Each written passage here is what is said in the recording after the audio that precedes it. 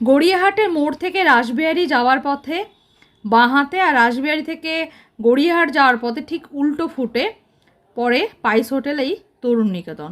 ভালো করে দেখে না চললে মিস হয়ে যাবার কিন্তু প্রবল সম্ভাবনা। এটি রাসবিহারী মোড়ের বেশি কাছে, একটু গলির মধ্যে পড়ে বলে সহজে চোখে পড়ে না। অনেকদিন নাম শুনেছিলাম তাই খেতে চলে গেলাম এখানে। এটা হচ্ছে এর ক্লোজিং আর ওপেন টাইম।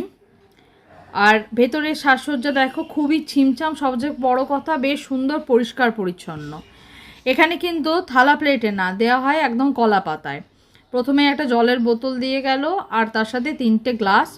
এখানে খুব সুন্দর পেপার কাটিং, বিভিন্ন সময় যা যা বেরিয়েছিল নিউজ সেগুলো দেওয়া আছে। দেওয়ালে বিভিন্ন কলকাতারই ট্রাম, তারপর হলুদ ট্যাক্সি এসবের ছবি দেওয়া আছে। এখানে আমি তোমাদের জন্য মেনুটা দিয়ে দিলাম, পজ করে দেখে নিতে পারো।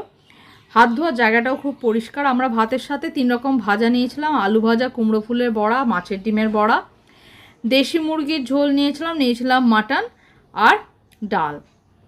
আমার ঝুরি আলু ভাজা ভীষণ ফেভারিট। প্রথমে ডাল দিয়ে একটু লেবু চিপে ঝুরি আলু ভাজাটা মুখে তুলতেই একটু অপ্রাপ্তি হলো আমার, কেননা ঝুরি আলু ভাজাটা খুব একটা ভালো ছিল না, মানে একটু মিয়ে গেছিলো। মাছের ডিমের বড়াটা আমার একদম ভালো লাগেনি, বেসনে ভর্তি আর ভীষণ নুন কম। তুলনায় কুমড়ো ফুলের বড়াটা বেশ ভালো ছিল, ক্রাঞ্চি ছিল। এরপর নিয়ে নিলাম দেশি মুরগি ঝোল। এটাও আমাকে একটু হতাশই করলো, ঝোলটা আমার প্রচণ্ড ঝাল লেগেছিল আর মুরগির পিসগুলো সেরকম ভালো লাগেনি।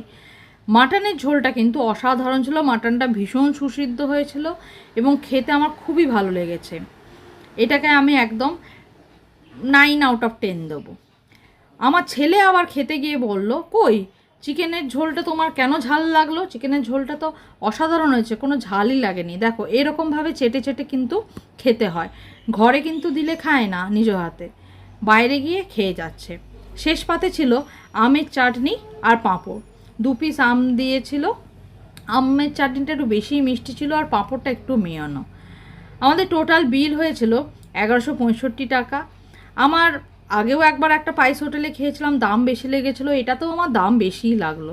কি জানি হয়তো এখন পাইস হোটেলগুলো দাম বেড়ে গেছে বা এরকমই দাম হয়। আমি পাইস হোটেলে খাওয়ার খুব বেশি তো অভিজ্ঞতা নেই, তবে নাম হিসাবে আমার খাবারের টেস্ট সেরকম ভালো লাগেনি। তোমরা একবার এখানে ট্রাই করতে পারো।